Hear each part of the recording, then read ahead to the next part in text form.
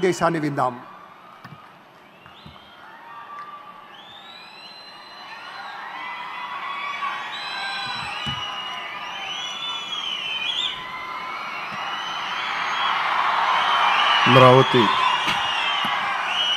అమరావతి పునఃప్రారంభం సందర్భంగా 34,000 ఎకరాలు ఇచ్చి 29,000 పైచిలకు రైతులు గత 5 సంవత్సరాలుగా నలిగిపోయి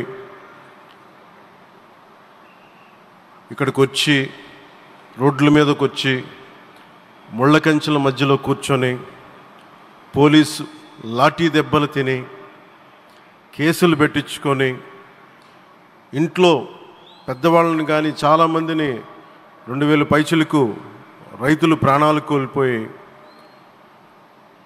మీరు నలిగి బాధపడి మీ కన్నీళ్ళు తుడిచే వాళ్ళు ఉన్నారా ఆ రోజునని చాలాసార్లు మహిళా రైతులు నన్ను అడిగారు. ఇది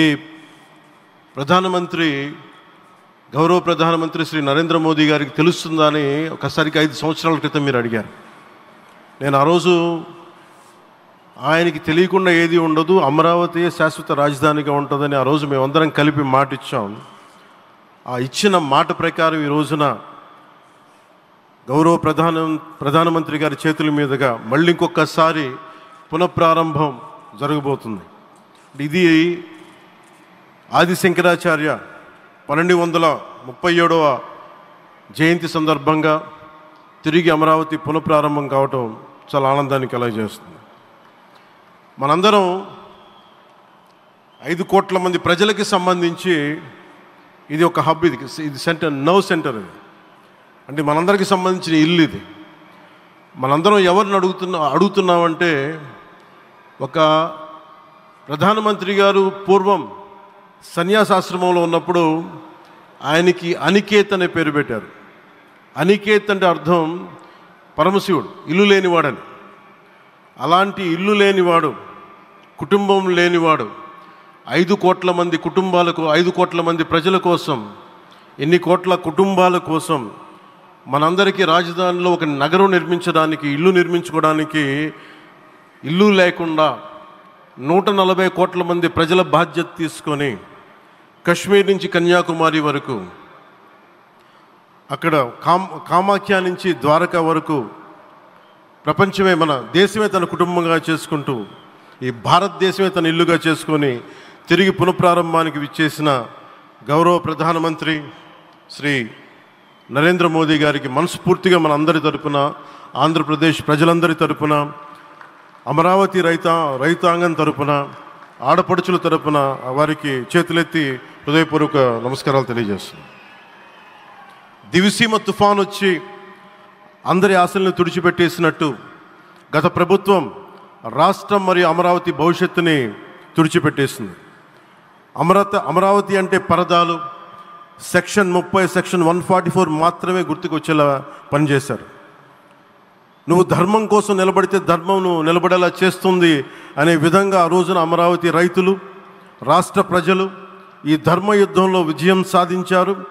రైతులు ఇచ్చిన 11,000 ఎకరాల భూమిని త్యాగం చేసి వారి సంకల్పం, 33,000 ఎకరాల భూమిని త్యాగం చేసి వారి సంకల్పం ఫలితంగా ఈ రోజున ఆంధ్రప్రదేశ్ రాజధాని ఆవిర్భవించింది. అమరావతి రాజధాని పనులు పునఃప్రారంభమవుతున్న ఈ శుభ సందర్భంలో ముందుగా రాజధాని నిర్మాణం కోసం స్వచ్ఛందంగా ముందుకొచ్చి తమ భూముల్ని, పొలాల్ని ప్రభుత్వానికి ఇచ్చిన అమరావతి ప్రాంత రైతులకు, మీ త్యాగానికి, గత 5 ఏళ్లుగా మీరు చేసిన పోరాటానికి శిరస్సు వంచి మీకు ధన్యవాదాలు తెలియజేస్తున్నాను. గత 5 ఏళ్లుగా రాజధాని నిర్మాణం నిలిచిపోయి రాజధాని తరలిపోతుందనే సమయంలో రోడ్ల మీదకు వచ్చి 5 కోట్ల ప్రజల తరపున రైతులు, మహిళలు, విద్యార్థులు చేసిన పోరాటం, మీరు పడిన అవమానాలు, మీపై పడిన గాయాలు ప్రతి ఒక్కటి మా మనసులో ఉంది. ఆ రోజున దివ్యాంగులను కూడా లాఠీ దెబ్బలు నా గుండెలు ఇంకా సజీవంగా ఉన్నాయి. ఆ బాధ మేము మర్చిపోలేదు, ఎవరిని మర్చిపోనివ్వలేదు. అందుకని దానికి సజీవ సాక్షి ఈ రోజున తిరిగి పునఃప్రారంభానికి గౌరవ ప్రధానమంత్రి గారు రాక, ఆ రోజున మహిళలు, విద్యార్థులు చేసిన పోరాటం, మీరు పడిన అవమానాలు, మీపై పడ్డ గాయాలు ప్రతి ఒక్కటి మనసులో ఉంది. మీ త్యాగాన్ని మేము మర్చిపోం. మీరు చేసిన త్యాగానికి జవాబుదారీగా ఉంటాం. బాధ్యతగా అమరావతి నిర్మాణం జరిగేలా సాయశక్తుల ఈ కూటమి ప్రభుత్వం కృషి చేస్తుంది. అమరావతి రైతుల త్యాగాలను హృదయపూర్వకంగా స్మరించుకుంటూ వారి ప్రతినిధులుగా ఇక్కడకు విచ్చేసిన రైతులకి నా ప్రత్యేక నమస్కారం.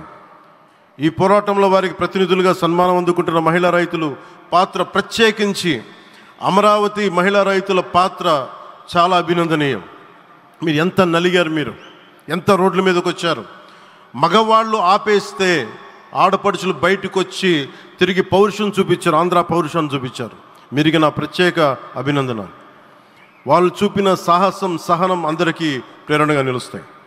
వేదిక మీద ఉన్న నా మంత్రివర్గ సహచరులకి, గౌరవ ప్రధానమంత్రి శ్రీ నరేంద్ర మోదీ గారికి, విజనరీ అయిన గౌరవ ముఖ్యమంత్రి శ్రీ నారా చంద్రబాబు నాయుడు గారికి, సోదరులు లోకేష్ గారికి, గవర్నర్ గారికి ప్రత్యేకించి నా హృదయపూర్వక నమస్కారాలు, ధన్యవాదాలు తెలియజేస్తున్నాను. అలాగే ఇతర సహచరులకు, సభకు హాజరైన వారికి, రాష్ట్ర ప్రజలకు కూడా నమస్కారాలు తెలియజేస్తున్నాను. ఇక్కడ రైతులు భూమిని మాత్రమే ఇవ్వలేదు, రాష్ట్ర భవిష్యత్తును నిర్మించే ఆశలను, విశ్వాసాన్ని ఇచ్చారు. కానీ 5 సంవత్సరాల్లో గత ప్రభుత్వం ఆ త్యాగాన్ని అవమానించింది. 3 రాజధానులు, అస్తవ్యస్త విధానంతో ప్రజల విఘ్నతని, అమరావతిని అగౌరవపరిచింది. ఈరోజు ఈ వేదిక నుండి మేమందరం మీకు హామీ ఇస్తున్నాం. అమరావతి మళ్ళీ ఒక ప్రపంచ స్థాయి సర్వశ్రేష్ఠ రాజధానిగా ఆవిర్భవిస్తుంది. అమరావతి ఒక ఆర్కిటెక్చరల్ జోన్, ఒక కాంక్రీట్ జంగిల్గా మిగిలిపోకుండా జవాబుదారీతనం, న్యాయం, ప్రజాస్వామ్యానికి ప్రతీకగా నిలవాలని ఆకాంక్షిస్తున్నాను.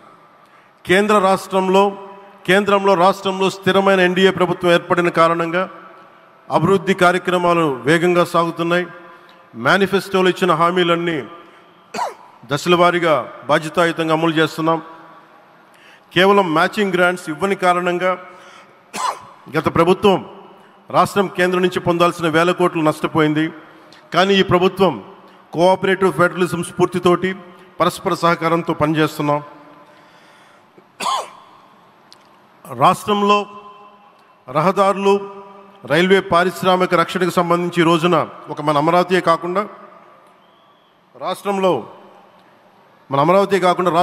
రహదారులు, రైల్వే, పారిశ్రామిక రక్షణకు సంబంధించి ఈ రోజున 1,07,00,000 కోట్ల విలువైన అభివృద్ధి పనులకి ప్రధాని గారు శంకుస్థాపనలు, ప్రారంభోత్సవాలు చేస్తున్నారు.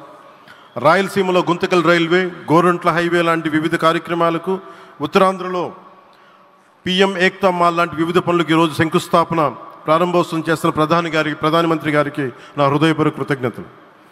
నేను అవనిగడ్డ ఎన్నికల ప్రచారంలో హామీ ఇచ్చిన దానికి అనుగుణంగా మనందరి ఆశలు మనకి ఆశించిన విధంగా నాగాయలంకలో మిస్సైల్ టెస్ట్ రేంజ్కి ప్రధానమంత్రి గారు ఈ రోజున శంకుస్థాపన జరగడం నాకు చాలా సంతోషంగా ఉంది.